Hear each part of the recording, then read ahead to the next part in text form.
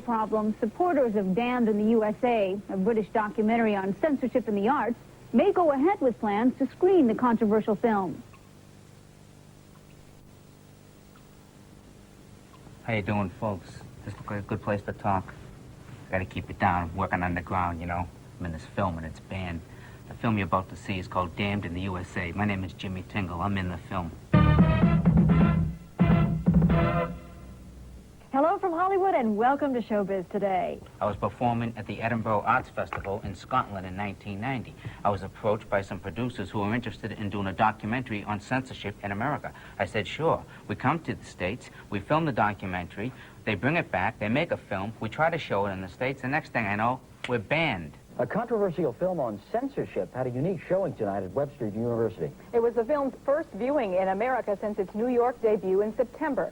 As News Channel 5's Julie Beard reports from the newsroom, after that first showing, the film was slapped with a $2 million lawsuit. Julie?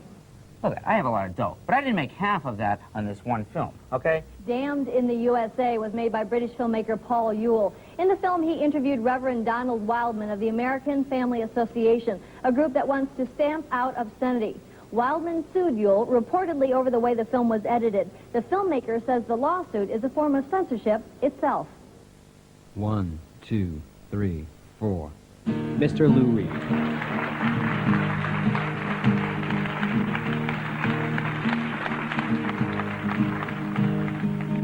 Donald Wildman was damned in the USA. Tried to get Channel 4 to pay and pay. A hustle here and a hustle there. Mississippi was the place where he thought, hey, I'll take a walk on the legal side. I said, hey, I'll take a walk on the wild side.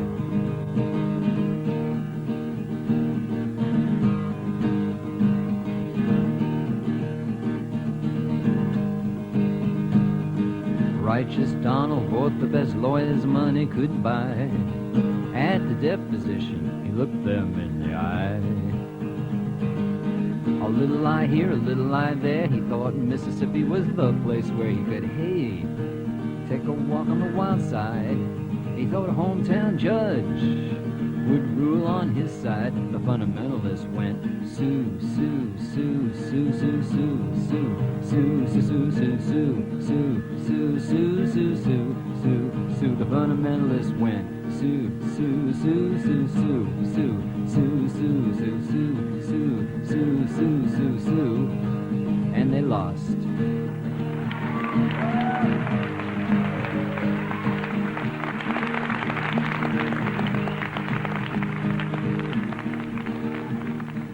It's just so filthy that I don't want anyone thinking that I myself would be associated with it knowingly. I hope you'll enjoy this film because it took a lot of time, money, and energy to be able to show it. But thank goodness we have the First Amendment. And they lost. By the way, the 11 p.m. showing tonight is all filled up, so if you don't have a ticket, don't bother going.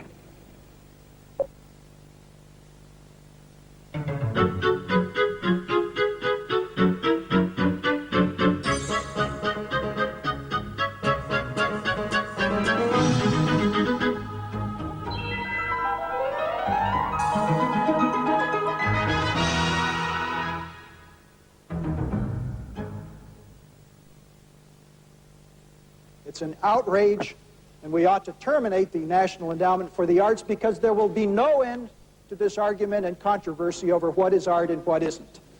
We're talking about these sleazeballs who have been getting money from the NEA under the pretext of having produced something that they call art. They not only see this garbage, you can say, well, we didn't know that he'd engage in this kind of filth. But then they see fit to distribute it throughout the nation. Times have changed, and we've often rewound the clock since the Puritans got a shock when they landed on Plymouth Rock. If today any shock they should try to stem, Instead of landing on Plymouth Rock would land on them. In olden days, a glimpse of stockings was looked on as something shocking. Now, heaven knows, anything goes. Good authors, too, who once knew better words, now only use four-letter words, writing prose. Anything goes. The world has gone mad today, and good's bad today, and black's Mr. Jimmy Tingle, ladies and gentlemen. Let's hear it for him.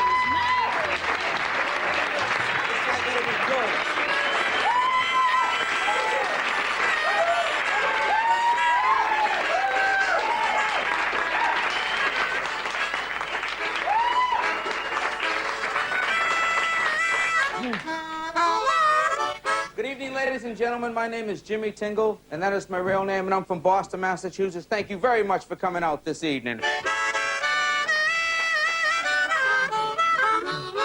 I hope everybody here enjoys music and American politics, because I have very few jokes.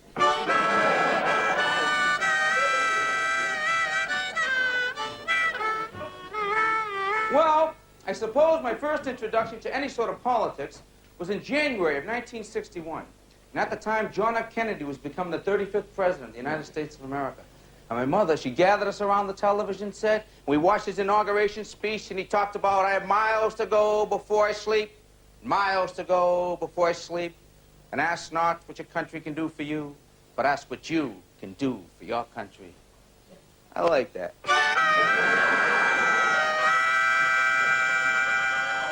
Then I didn't hear from JFK for 3 years because I was only 5 years old. It wasn't like I was following the administration.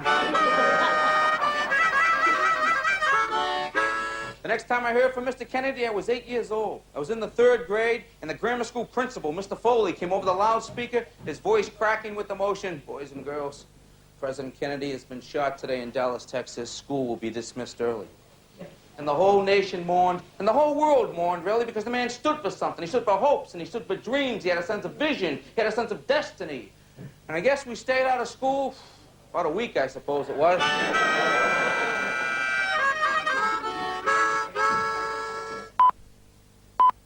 And now, recipe for repression.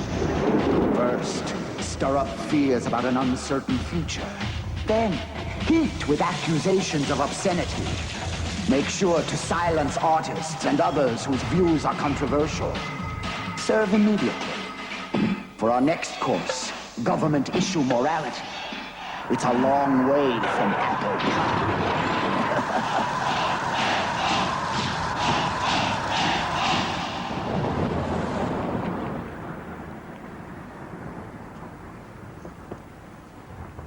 Brad, are you ready? 5, 4, 3, 2, 1. Hello, Americans. I'm your host, Don Wildman. And I'm your co-host, Tim Wildman, and welcome to Tuesday's edition of Issues and Action. Today we've got, Tim, good news and bad news. Not a whole lot of bad news, but some. And it relates to pornography. Again, there's another victim of pornography. There's an article that... Claiming his message reaches 150,000 churches with 80 to 100 million members, the Reverend Wildman wants NBC to downplay the use of drugs, diminish violence, withdraw advertising for feminine hygiene products, avoid profanity, and depict minorities at the same ratio as they exist in society. The use of sex as a part of the plot should be downplayed. New programs dealing with sex should present sex from the Judeo-Christian perspective. Adultery, fornication, and sexual permissiveness should clearly be presented as being wrong and destructive family relationship and non-approved behavior. Well, son, let's go settle the score with some cops.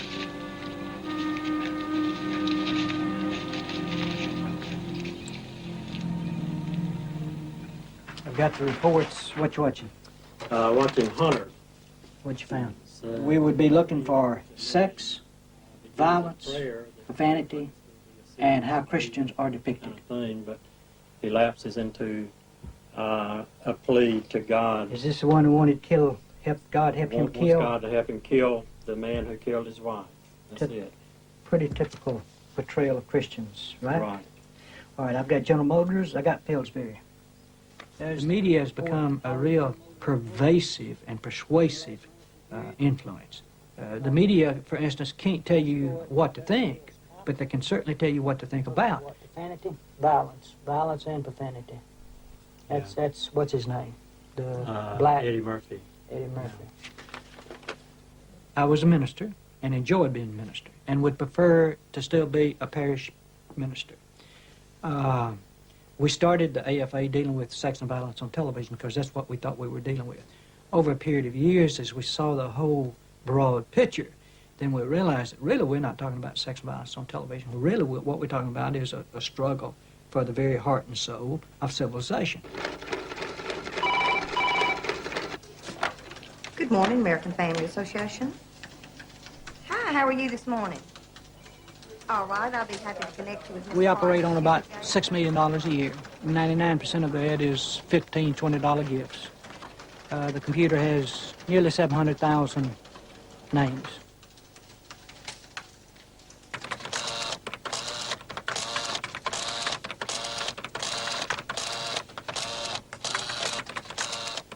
It's just a contribution. It says Christmas gift in Jesus' name. A lot of times people will put on their check, but they don't send anything back with it, specifying where they want it to go, or if they want it, for a certain cause or something, they'll put that on there.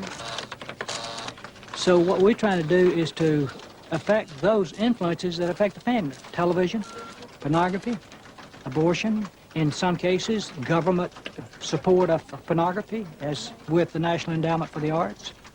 I mean, historically, a lot of these communist countries have put, like, political poets in jail. I'm saying poets?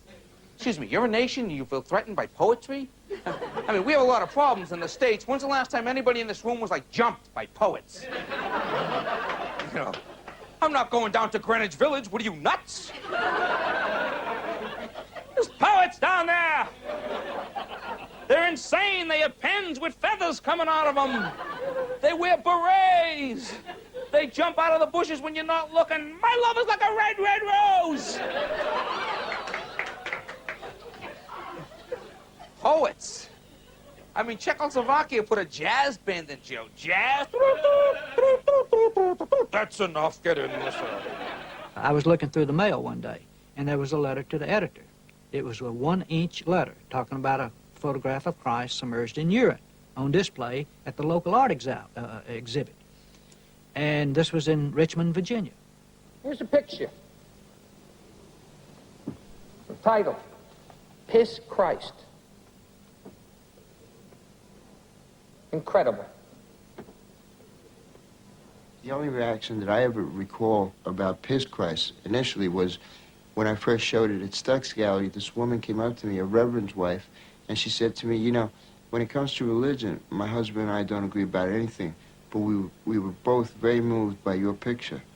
And that was the only reaction I ever got over Piss Christ until Donald Wildman came into the picture. We had our person, our chapter in Richmond, go down and check it out because I didn't believe it.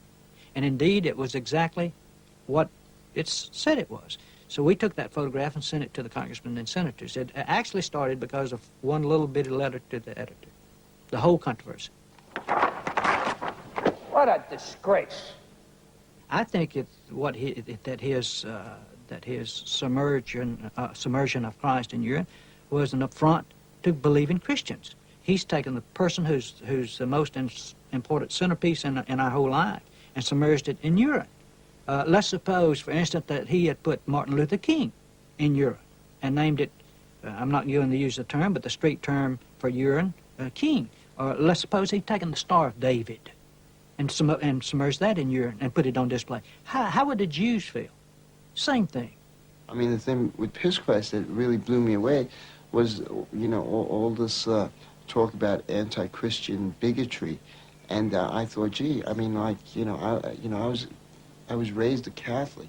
I still consider myself a Christian in many ways. My work is an attempt to personalize my own relationship with religion. If anyone has a right to use the symbols of the church, certainly I do.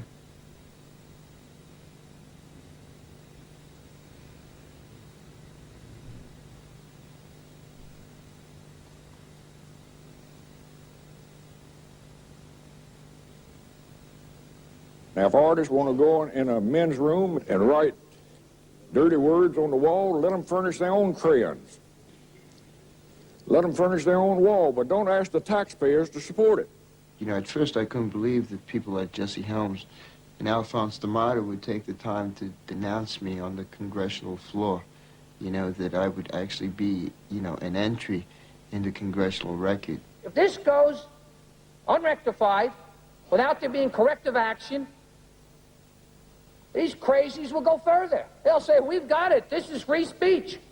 Serrano is a very interesting artist. And he's 40 now, who was, in a way, discovered by much of the world because of the controversy surrounding Piss Christ. He works with the photographic medium. He would not consider himself a photographer per se. He uses the camera to create art.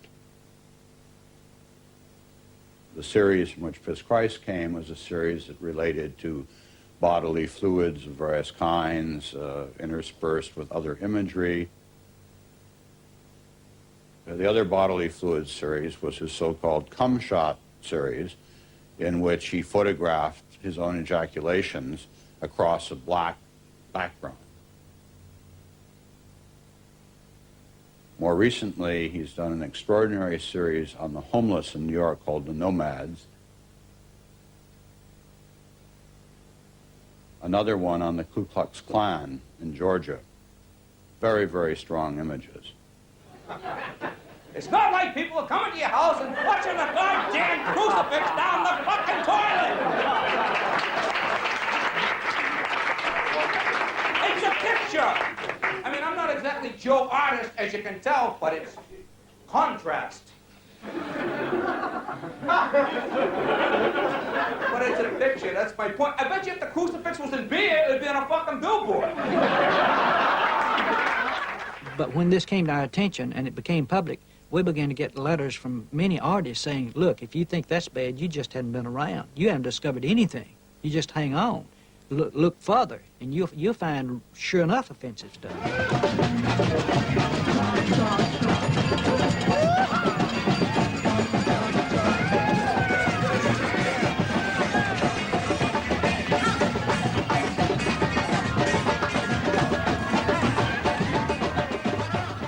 The Washington Post and the New York Times and other editors, knee-jerk around the country, have picked up the notion that somehow this is censorship.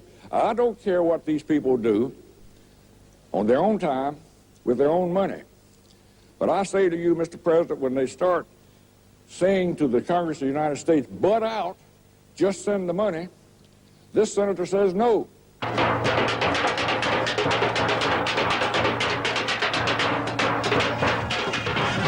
Viva la revolution! Frida Diego, I mean, they're paintings of her own birth and rebirth. They'd be censored in a minute by Jesse Helms today. Her pictures are in the Met. Roll up, roll up! It's the NEA circus! Come and hit Jesse in the nose! Get yourself an appendage! See if you can score right on the mark, right on his nose, right in his mouth! Get smart! Defend art!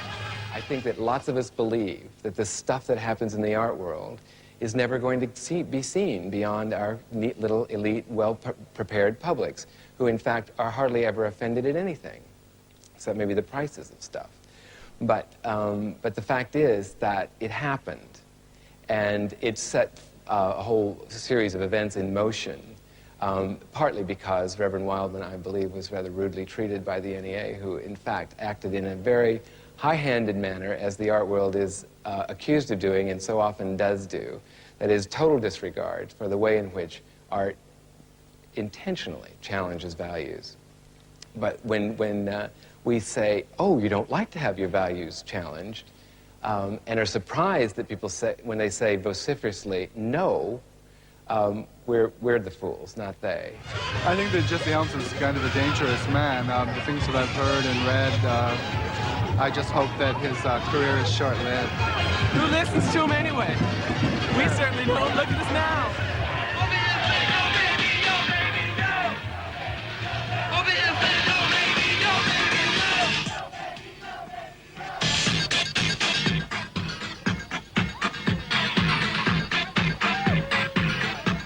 I think is sickness masquerading as art. And if you allow the government to endorse that with official tax money, then you're simply aiding and abetting the decline and the decay of your society. What nonsense. What tripe. 85,000 grants since 1965 to artists, to traveling orchestras, to men and women of sensitivity and creativity. If we allow anyone to speak up, including Mr. Wildman and his friends, about their viewpoints, we have to allow everyone to speak up about theirs. And inasmuch as I don't particularly want to go to one of their churches or read one of their haranguing newsletters, I don't want to be barred from going to a museum that has information that some of which I might like and some of which I don't.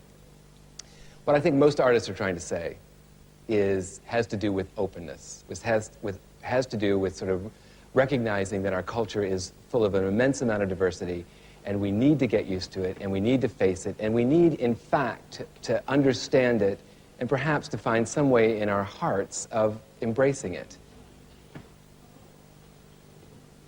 We don't have to be what someone else is, but we have to understand it, and we have to be sympathetic with it. Get busy. Yeah. You're looking at the funkadelic, psychedelic.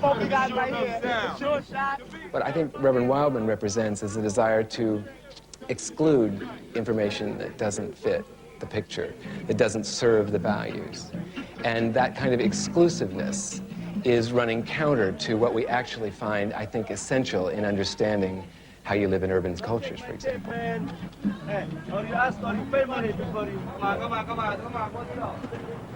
Now, I guess I'm old-fashioned, but I don't like to talk on the Senate floor about the kind of stuff that has been funded. The taxpayers' money used for it. Like the woman who smeared herself with chocolate and urinated on the stage and invited people to come up and, how to put it delicately, I guess there's no way, to conduct a gynecological examination. Now, that's what I'm talking about, and that's all I'm talking about. That's all I've ever talked about. Look! Federal money going for photographs of naked men. It's obscene. It's wrong. It's obscene. It's wrong. It's kind of interesting considering for about 100 years, photographs of naked women have been considered entertainment for naked men. That's different. It's obscene. It's wrong. Men with penises. Wrong. Look at that damn thing. What do you prefer they have between their legs, Jesse? Cigarettes? If you just tell the committee, is it or is it not true?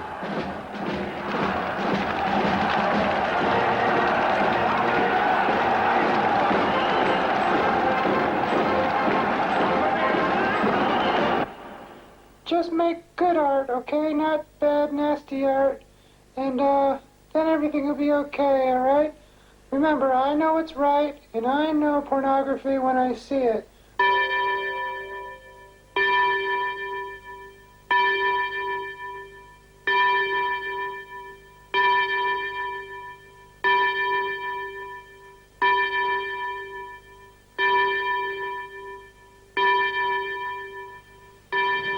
This committee is here to help keep America just as pure as we possibly. Well, from that point on, it just began to break open. Mapplethorpe, one man with his. I mean, some of this stuff is so gross you can't describe it in public. You don't want to. One man urinating in another man's mouth, a bullwhip up his rectum, hardcore homosexual acts. So that's what it's all about. Good many senators realized what was happening. They spoke to it on the floor of Congress. The media picked up on it, and boom, it exploded. Garbage such as pictures by Robert Mapplethorpe, a known homosexual who died of AIDS and who spent the last years of his life promoting homosexuality. Now, if any senator doesn't know what I'm talking about, in terms of the art that I have protested, then I'll be glad to show him the pictures. A lot of senators have seen them. And every senator, without exception, has been sickened by what he saw. The Mapplethorpe photos caused a ripple in the nation's capital when the Corcoran Gallery attempted to show them last year. The gallery ultimately bowed to public pressure, and another museum showed them instead. But they went on to Chicago and Hartford, Connecticut without incident. But when they hit conservative Cincinnati, the law moved in and charged Barry and the Art Center with obscenity and illegal use of a minor in displaying some of Mapplethorpe's photos. A lot of Americans are uncomfortable with sexuality. It's not pornography, it's sexuality. And when they're confronted with it in any form, they don't know how to deal with it. They're uncomfortable. Or it brings out their worst fears about themselves. I thought it was very interesting that the people who so strongly attacked this show passed around Xeroxes, photocopies of the images among themselves and said, oh, look how terrible it is, but we can look at it. I have the pictures here. Would you hand them to me, please? Now, any senator who thinks that I'm attacking aesthetic art, I don't know whether the television cameras can see it or not. I'm going to be fast enough with it that they can. But I want senators to come over here, if they have any doubt, and look at the pictures. Don't believe the Washington Post. Don't believe the New York Times. Don't believe any of these other editors who have been so careless with the truth. Come over here and look at the pictures at my desk. I yield the floor. Oh, boy. Where are these Mapplethorpe photos anyway, folks? Have you seen them? Has the news media seen them? Have they printed them in the newspapers? No. No, we can't read about that. We can't read. We're not of that age. National debate, yes, but we can't see them. Why not? Who says we can't? They contradict our family values. Whose family? My family? Your family? Whose family? The Addams family? The Kennedys? The Rockefellers? The royal family? The Flintstones? Who exactly are they talking about here? You know? That's what kind of gets me, you know, the family values, you know. We can't see them. Well, the news media can show us all sorts of other things. They show us, what's his name, Gaudy's victims in the gutter, right? The blood coming out, right? The guy, front page of the paper. Why can they show us that? I wonder. I don't know. They show us Tiananmen Square. They can show us the massacres, right? They can tell us how they can demonize people in the press, right? Demonize Noriega. You gotta demonize him or no one's gonna go along with the invasion. Noriega, he was an alcoholic, he was a drug dealer, he was into prostitution, he was into witchcraft. How do you know? He used to work for us. We have his resume right here. This guy was an asshole. I mean, they can show us that, they can slant elections, they can, you know, promote, you know, they can do that. Why can't they show us these pictures? And who decides, you know? I'll permit you to pass those around, look at those and pass them around. There'll be no comments and there'll be no questions asked by counsel of this witness while you look at those photographs. Just pass them right down the line. The prosecution said the First Amendment had nothing to do with it. The defense argued the guarantee of free speech had everything to do with it. It was the case against the Cincinnati Contemporary Art Center and its director, Dennis Barry, on obscenity charges for displaying 7 photos by the late Robert Mapplethorpe in an exhibition of his work last spring. We didn't get complaints from people who saw the exhibition. The complaints came before the exhibition ever came to Cincinnati. It was before the fact, before they even had seen the photos. It was only what the rumors of the photos and what they were told the exhibition was all about. That's where the complaints came from. Saying there's no sin in Cincinnati drew new breath. Cincinnati's had for the last 20 years a very active anti-pornography movement. Adult show, you have to be 18. They went after legitimate theater and legitimate movies, eventually closing such things as Last Tango in Paris and stopping The Last Temptation of Christ from playing here. That nobody else has. I stick with my album. I made 2 versions. The First Amendment gave us freedom of speech. And I do believe that when they looked at the list, when Helms and his buddies, such as the Reverend Donald Wildman and others, looked at the list of where the show was going to go, they saw that in Cincinnati they had a city where they could make a stand and create the issue, because they had in place a number of the leaders that would create the issue here in this city. Welcome to my courtroom in the Hamilton County Courthouse. My name is David Albanese. I was a presiding judge in the Mapplethorpe trial that took place here in 1990 in September and October. I'd like to take you on a short tour of the courtroom where the trial took place. As you can see, it's a compact courtroom. All of the chairs here in the back were usually occupied by the news media. And during the course of the trial, the defense attorneys and the defendants sat at this portion of the table with the prosecutors and their staff over on this portion of the table. Of course, the witnesses testified from the State's exhibit It's number very 4. symmetrical. State's exhibit number 4, That's an extremely symmetrical image. and that's the one where the forearm is up the anus, is that correct? The forearm is in the very center of the picture.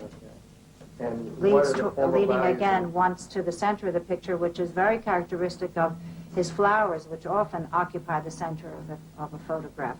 And the stamen of the flower will come directly towards the viewer, just the way the forearm of this black man's arm is coming towards the viewer. And they face directly to where the jury sits across from the judge's bench. And during the course of the trial, the court reporter was able to transcribe all the testimony as it took place in the courtroom. And on this table, we had the exhibits that were introduced in the evidence regarding the alleged... The five I'm showing you are the ones that were the prosecution's case in Cincinnati. This is one that Mrs. Holmes particularly couldn't understand. And the senator, I don't think, particularly approved of that. But they were not published at the time with any sense of appealing to the prurient tastes of any audience. They were Robert's work at the time. And of course, this is the most valuable of the individual images in the portfolio. It's about $10,000 for an edition of 25, and that's a self-portrait of Robert with a whip. Let me put it this way. I'm not a great art connoisseur, and I don't know a whole lot about art, but I have visited on several occasions Sistine Chapel. I have been to the Academy in Florence and seen Michelangelo's David. Now, the reason I bring up, for instance, David, is because David is a nude. But it's a magnificent work of art. Now, if you're going to compare David, say David, if you're going to say that the photograph of one man urinating in another man's mouth, or Mapplethorpe with a bullwhip up his rectum is equal to Michelangelo's David, then I say you're sick. It's incredible. That's not art. A man with his fist up somebody else's anal canal, which could be fatal, by the way, taking a picture of that, or a little girl with her dress just so and no underpants so that the vaginal area becomes the focal point of the photograph. It's not art. It just isn't art. That's child pornography. We're all ashamed of Jesse and this censorship thing. Our new favorite art critic. I'm assuming you know all about this, and if you don't, well, tough.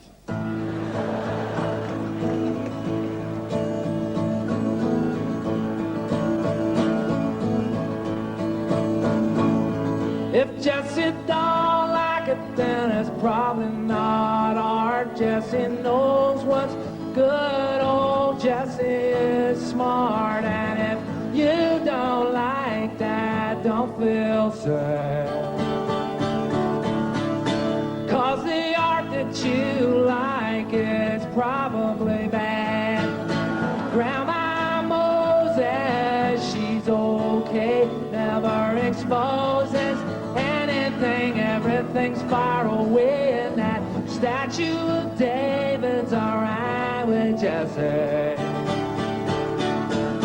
'Cause Michelangelo gave him such a tiny pee-pee. If Jesse don't like it, it don't stay. Get it out of the museum, get it out of the other. Jesse's favorite painting is the one of the clown. I saw another one of the photographs. It was a picture of a man with his fist in the anus of another man. Now, to me it might not be art. To you it might not be art. For Maybe to the artist it represents struggle.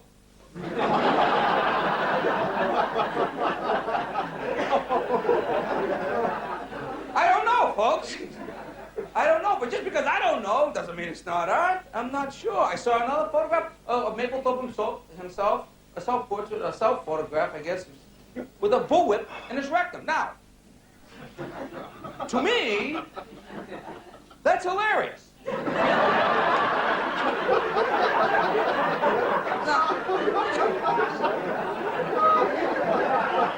there are a lot of couples going, honey. You know, that's something we haven't tried. It's a photograph. It's a picture. It's not like artists are going around the country inserting bullwhips in unsuspecting people's rectums. I would oppose such a move. But that's how they make it sound. Shut down the Agency for Funds in National Endowment for... Shut it down! Shut it down! As if artists are getting money from the federal government. They're buying bullwhips. They're going down to the beaches of Florida. Look, a shark! It's a photograph. It's a picture. There were 2 charges against me and 2 charges against the Contemporary Art Center. The 2 charges for both were pandering obscenity and the use of children in nudity-oriented materials with lewd focus on the genitalia and without parental permission. I faced up to a year in jail and $2,000 fine in the Contemporary Art Center. The entity of the Contemporary Art Center faced a $10,000 fine if we were convicted. Where Bastion's got to go, hey, hey, ho-ho! Where Bastion's got to go, hey, hey, ho-ho! Where Bastion's got to go, hey, hey, ho-ho! Where Bastion's got to go, hey, hey, ho-ho! Where Bastion's got to go, hey, hey, ho-ho! Where Bastion's got to go! A number of years ago, people focused their fear on communism and on communists. And so anyone who fell within those realms were victim of that. And then we had the Cold War, and now it's over, so they have to find someone else. And right now, because homosexuals are harbingers of disease, they become a good symbol of that. And Robert, being obviously a gay artist, and his subject matter being that of gay men, is an obvious choice. He's not the only one. It just so happens that he was positioned at a point where a very organized group of people were able to focus their fear onto him. The man was, I think, from what I've read about him, and I'm not an expert on Robert Mapplethorpe, but I know enough about him to think that he was one of those people who never grew up sexually. He was sexually immature in a lot of different ways, and I think he was trying to get shock value out of those 7 photos.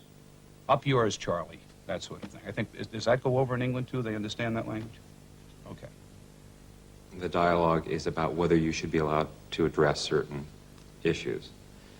And I think that's the Pandora's box that, you know, the bolted door that is so terrifying to people. Because so many people, especially in this culture,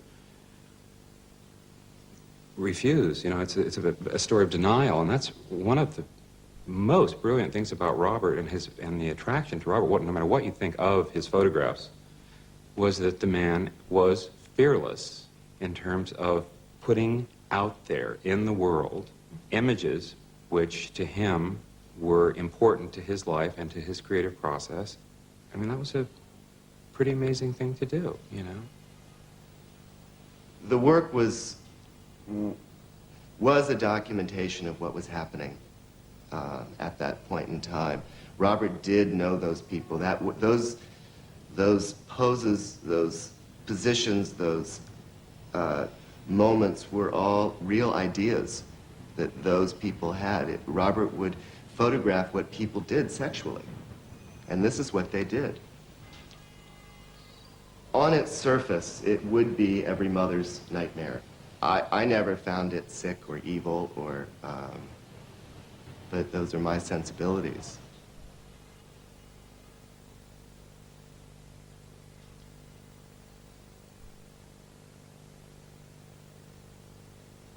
And of course, the man in the polyester suit, which inspired one of the great quotes in my career as a dealer, because the critic from the Washington Post who saw this at our gallery in 1981 when we did a Mapplethorpe retrospective looked at the image and said to my gallery director, "But what is that large leather pouch?" She didn't like the show. What I think people miss when they think that Robert Mapplethorpe is making pornography is the fact that his camera looked at a lot of different subjects, and virtually all in the same way.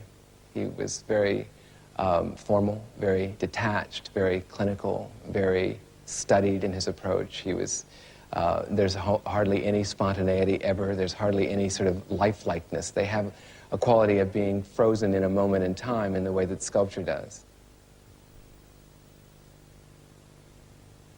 And I think for that reason, they're about as erotic as diagrams of the body. And this, which is not to say that, you know, your average 8-year-old might not look at a diagram, that an anatomically correct person, and in fact, giggle at it. But I think it's that kind of mentality that looks at these things and sees them as pornography.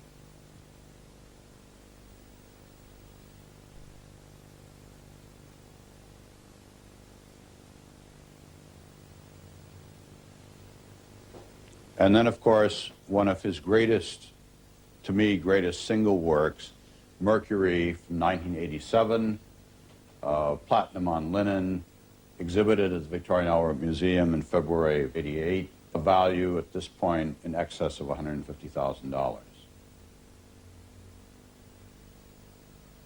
Robert's public persona was one of great power, bad boy, carefully cultivated, both in the way he dressed and the images he was working with. Robert, the person, was actually incredibly shy, soft-spoken, and gentle person. As a friend, Robert was incredibly generous, you know, giving in that way, you know, taking you along on his trip, where he went, who he saw. A big part of that decision-making process was about career, getting it out there, getting himself out there, getting the work out there. And I guess that's, you know, one of the reasons you live in New York and as a professional artist. And he was very, very, very good at it. At the end, of course, Robert knew that he was dying of AIDS.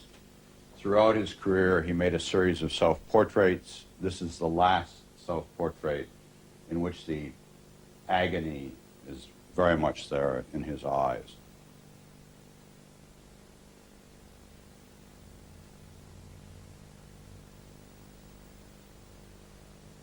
I mean, people are always intrigued by the demise of anything. And, I mean, tell me, I mean, for Robert to do a self-portrait of himself at his, towards the end, completely emaciated, staring right into the camera, holding a death skull on the cane that he needed to walk. He was going to present the image to the end.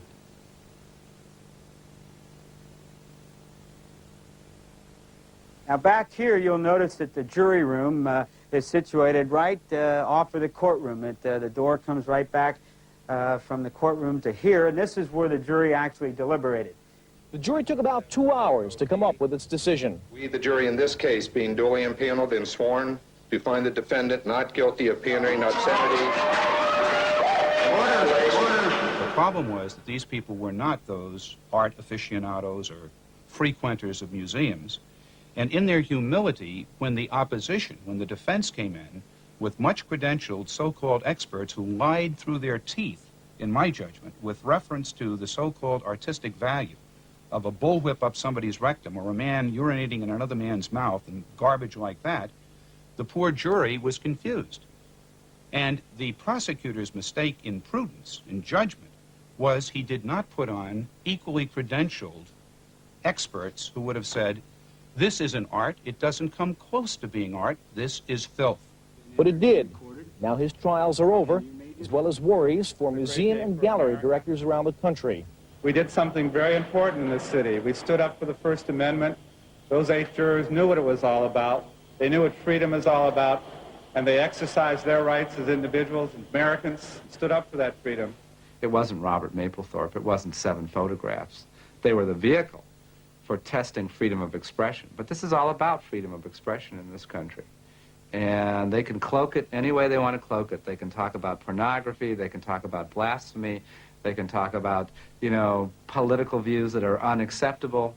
In reality, it's freedom of expression. You know, and are we going to have a country that guarantees freedom of expression and access to that expression? That's what the trial was all about. If you are a Christian, you've got to live it. You've got to, it's not something that you go to church and say a prayer and go home. In my mind, that's hypocrisy. So what is your task? To be faithful in that job which I feel like God has called me. What is that job? To deal with some of the filth in our society today. To try to change some of the trends I see, some of the immorality, some of the cheapness of human life that I see portrayed in the media. You're in control, just like a child. Heaven help me. From time to time, we spent $2 to $3 million promoting boycott. Most of the time, $200,000 will take care of it. Madonna is very anti-Christian. She had a video simulating having intercourse with the symbolic figure for Christ. There's nothing there except sensuality. That's all she's selling, plus the anti-Christian bigotry.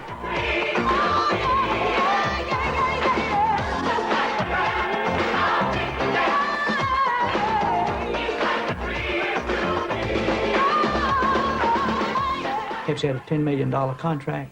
We talked with them, told them who we were and where we were coming from. We told them who Madonna was and what she stood for. The contract was never signed. The deal was canceled. Go ahead. Make a wish. I always try moral persuasion first. If it doesn't work, economic persuasion. Our philosophy, as far as television, for instance, let the network show what they want to show. The advertiser sponsor what he wants to sponsor. Viewer watch what he wants to watch, and the consumer buy what he wants to buy. If you don't like what the fellow's doing, the business is doing, don't buy his products. That's as American as apple pie. If he supports your values, buy his products. If he supports values that you find detrimental, don't buy his products. As American as apple pie, legal as the day is long, moral as the world is round. When The Last Temptation of Christ came out, we asked people to boycott theaters that showed the movie. Out of 13,000 theaters, less than 1% showed the movie. But none of those who took part in the massive demonstration have seen the film. And since they are urging a boycott, they are not likely to see it. Those addressing the crowd declared that the filmmakers may have triggered a backlash. They're unleashing a movement. And the movement says this: Christian bashing is over. Industry officials now are waiting to see whether the impact of this demonstration will spread as the film opens today in 9 premier cities. Universal Studios lost $14,268,000 on the movie. I mean, they didn't make another one. The Southland Corporation, 7-Eleven, we boycotted them for 2 years. They pulled the porn magazines out of all their corporately owned stores. Playboy Penthouse circulation went down about 25 to 30%. What do we get for $10? Everything you want. Everything? Everything. Oh. Don't do that, baby. Oh. What gonna do? Suck it to me. Oh.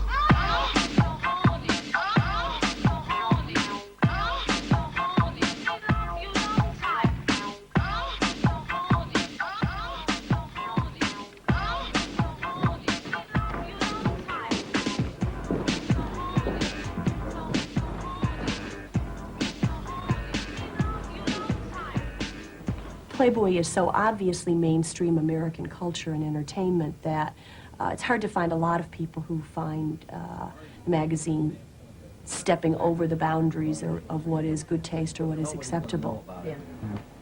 Okay, great. So that week is not, that's just too much.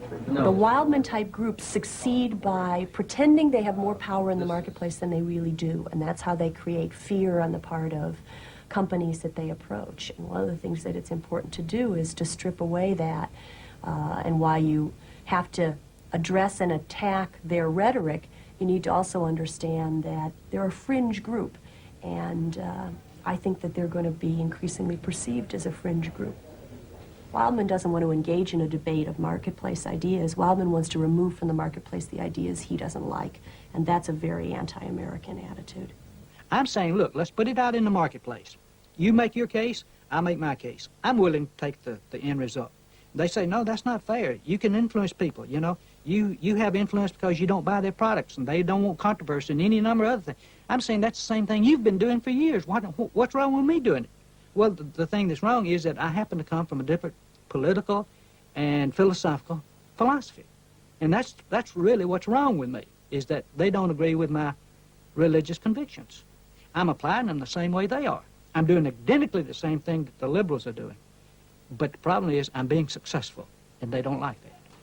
Yeah, and some of the acceptable obscenities in life, some of the acceptable obscenities, things we just take for granted, you know? I mean, they're making a big thing about the Playboy magazine. Now, 3 years ago, I was down in Florida. I went into a 7-Eleven to get a Playboy magazine for the other comedians. So I walked in. I said, excuse me, miss, but where are the Playboy magazines? We're sorry, sir. We no longer carry Playboy here at 7-Eleven. We don't feel that the Playboy magazine is an accurate representation of the values and the morals of the 7-Eleven chain. Excuse me. What could I possibly get to read in this great temple of learning? Oh, enlightened one. I, this ignorant castaway on the sea of darkness, who by God's grace have drifted into the aura of your great moral light.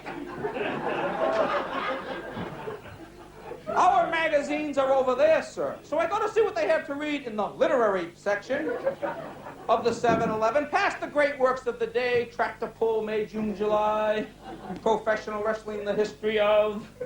And there are all these military magazines. Guns and Ammo, Gung Ho, Soldier of Fortune, different ways to kill people you haven't met yet. This is a real nice message to the children, isn't it? What is the message here? The message here is, all right, listen, kids, if you take your clothes off voluntarily in front of a camera, that's immoral. Shame, shame, shame.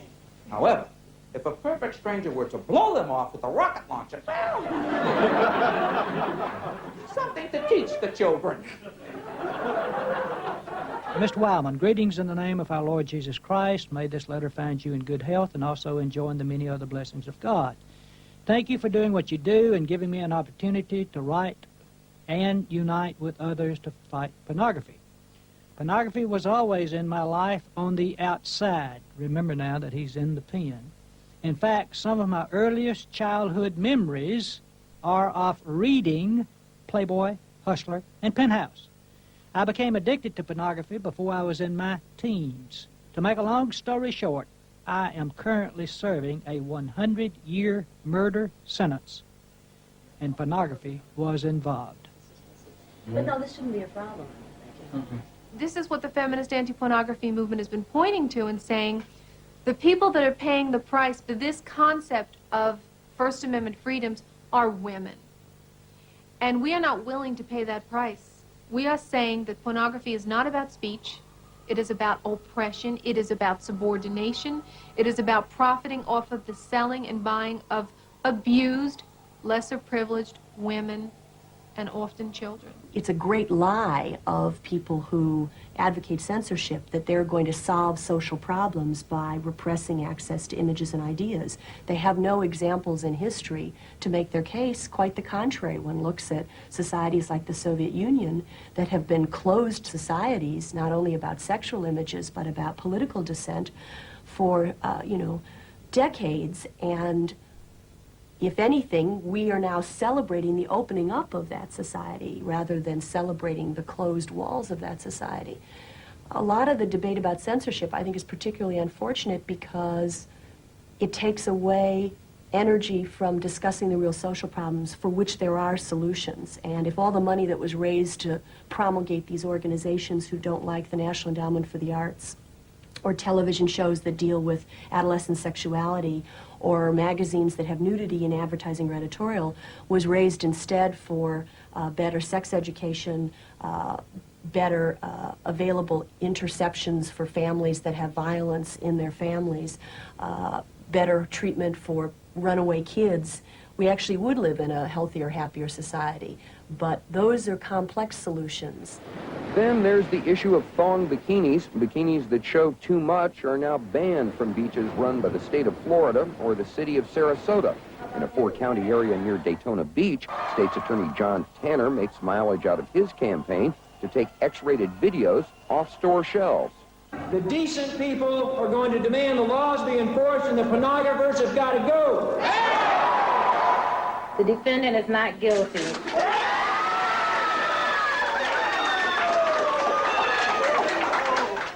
The two-week trial of the Two Live crew ended after just 2 hours of deliberation by a Broward County jury. The not guilty verdict marked the group's first courtroom victory in an ongoing battle over their lyrics. Yo soy Juanita, pero no soy suertecita. ¿Tú crees que porque estoy vestida así, soy una puta? Oye, yo vengo de una familia muy católica. No, mijito, yo no mamo ninguna pinga. I bumped into her at the Coco Cabana. I'm Charles Freeman, owner operator of EC Records in Fort Lauderdale, Florida. I'm the only record store owner convicted of a misdemeanor selling As Nasty as They Want to Be, Two Live Crew, third album in Fort Lauderdale, Florida on June 8th, 1990. I was arrested by BSO undercover officers after they had purchased the album and cassette on Two Live Crew. And of course, most of you probably know by now that this is the album that I sold and had been selling for approximately 10 months prior to my arrest. No, it's sweeter. Okay, Juanita, now I must be your guy. She said Juanita's my nickname. Call me Spanish Fly. Bueno, tal vez te pueda hacer el favor, pero solo si tú me mamas la chocha. Y después, Last Friday, a Broward County record store owner was arrested for selling the album to undercover detectives. And on Sunday morning, after what was billed as an adult-only performance at a Hollywood, Florida nightclub, Two Live Crew members Luther Campbell and Chris Wong were arrested. Fans on the streets and in the stores reacted the same way. Freedom of speech! Because of the nationwide publicity, Nasty as They Want to Be has sold 1 million copies, and with every court case, sales increase even more. In Florida. Florida. Just gets a laugh just saying it. Florida. Which one's mine? Is this one mine? This one? Florida. Anybody in Florida can get a gun. Literally, anybody can get a gun. And you know where the guns end up? Here!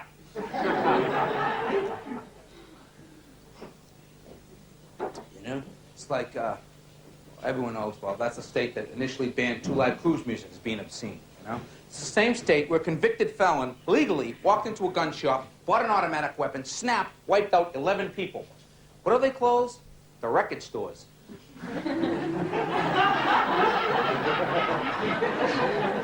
Now, folks, I'm not a big fan of obscenity or swearing during rock or rap music. When's the last time anybody in this country died from, like, an obscenity to the upper torso, you know?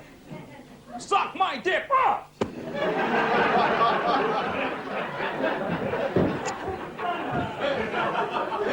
We've got the body right here, Captain.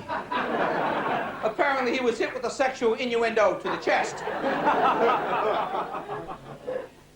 I mean, the real obscenity is some of the neighborhoods those kids come from, you know? Maybe they should outlaw ghettos. Didn't mean to bum you out. You know, but that's the real obscenity, you know? Not the sounds that come out of the neighborhood, it's the neighborhood itself. When they're talking about sex and drugs and violence, well, what do you fucking expect them to talk about? Skiing?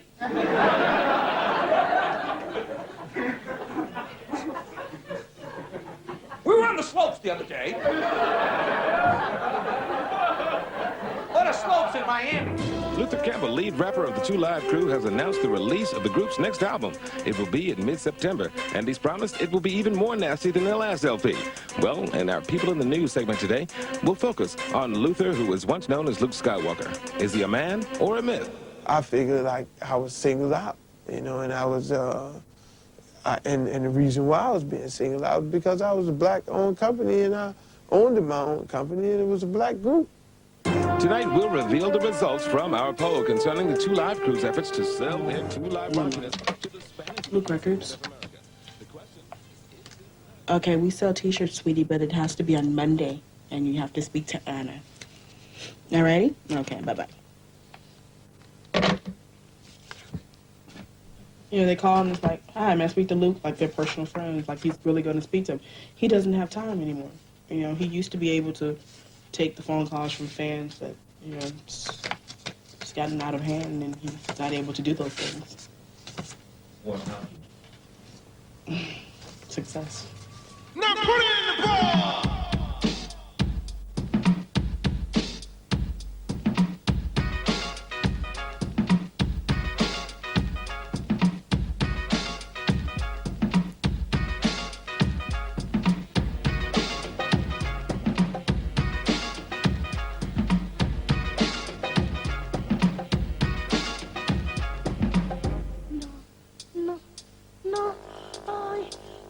There's only one way to have a good time. Fuck that pussy and make it mine. Lay a bitch on the bed, flat on her back. Hold her legs up high, make the pussy splack. You can put her in the bug by sitting on a sink.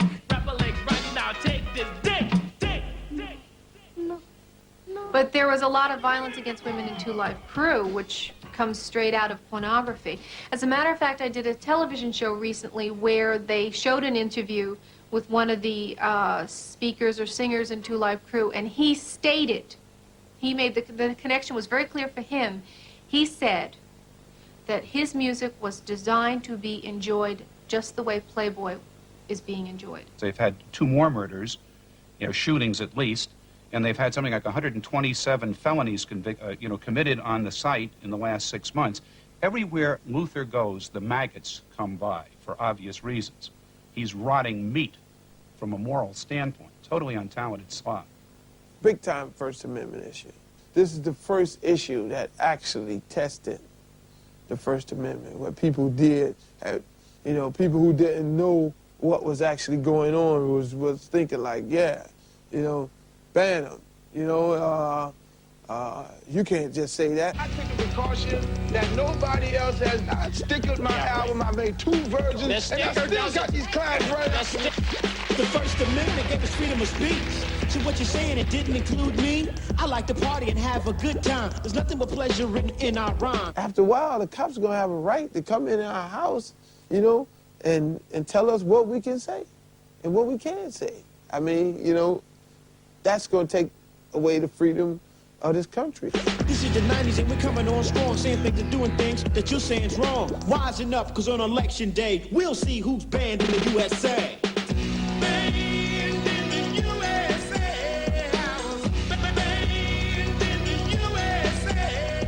Luther Campbell, in my opinion, is a very clever fellow, utterly stupid, untalented, no creativity whatsoever. They couldn't care less about the First Amendment. It's of no interest to them whatsoever. All they care about is making money by playing dirty music, or not music, lyrics. The music isn't dirty, it's non-existent. But the lyrics are dirty, and that's their intent. And they were laughing up their sleeves at the pseudo-liberals, the bleeding hearts, who were coming to their defense, because all they care about is what they cart off to the bank. I'm from a place where at night at 11 o'clock, you hear shootings. You hear babies crying. You hear people getting beat up. You see mothers and fathers fighting on Friday. You see drunk people, you know, every day walking around. You see homeless people. You know, that's where I'm from. You know, I can't hide it. Now, some people may say, oh, that's obscene, or what he's talking about, which it is obscene. That's obscene. You know, it is, but nobody in this government has picked up a pen or picked up anything to go and straighten that terrible picture out. See, it's a mirror, and in that mirror, I'm a reflection of what's in the mirror.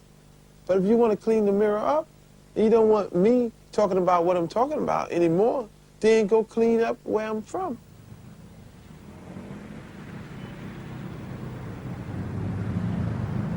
When I started AFA, I lived in a suburb of Memphis, and moved back here so that my children could grow up in a smaller community. I really didn't want them to grow up in a larger community like that.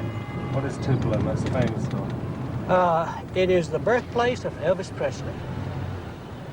I liked the man, and I liked his music. I was his contemporary, so to speak. He was a couple of years older than I was. What about all the sex at the beginning of his career? I really, to be honest with you, didn't see any of the sex at the beginning of his career. I saw a man who had charisma, who had some sensuality maybe, but I did not see it as exploiting sex as many of the media stars do today, and as much of the media do today. I have another song here, friends, that we hope you like. It's called Heartbreak Hotel.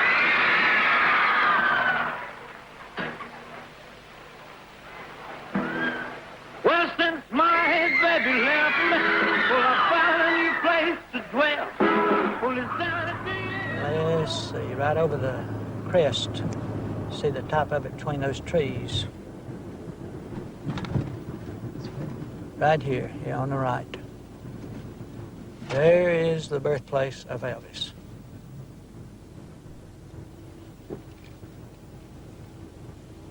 They go to Graceland first in Memphis, and then they come to Elvis's birthplace here.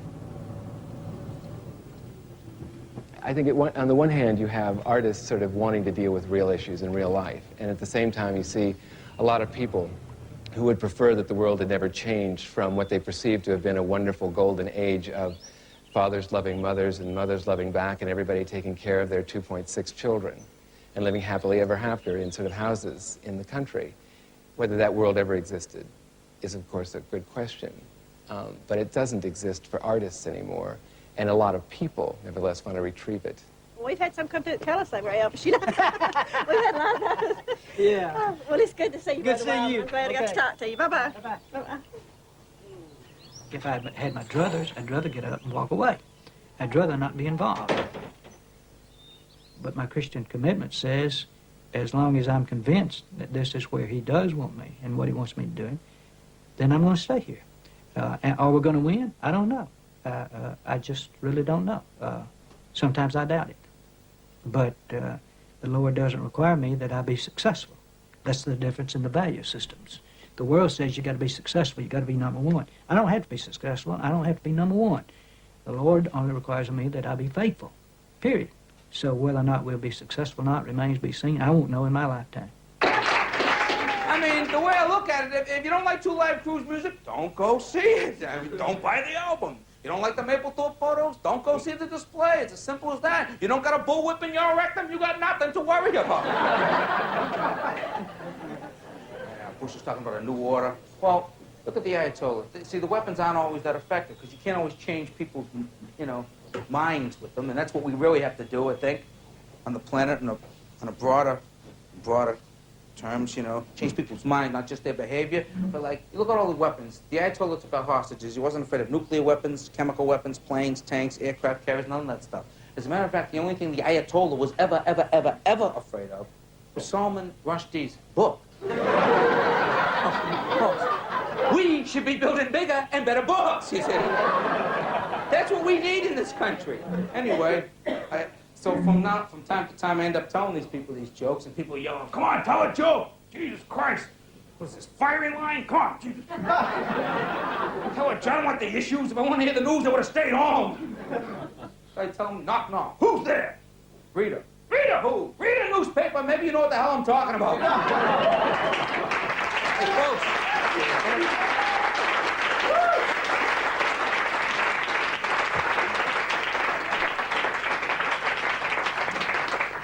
I'd just like to say to you folks, thank you very much for coming out tonight. And if anybody here didn't like it and anybody home watching television didn't like it, do me a big, big favor, will you please? Please, try to get me censored.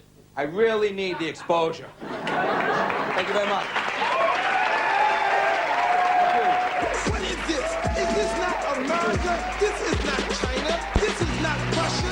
This is not the place where they brought down the walls. This is America. We have the right to say what we want to say. We have the right to do what we want to do. And what I do in my house, you might not do in your house. So what I do in my house is my business. And the simple fact of it all is that we are bonded by the First Amendment. We have the freedom of expression.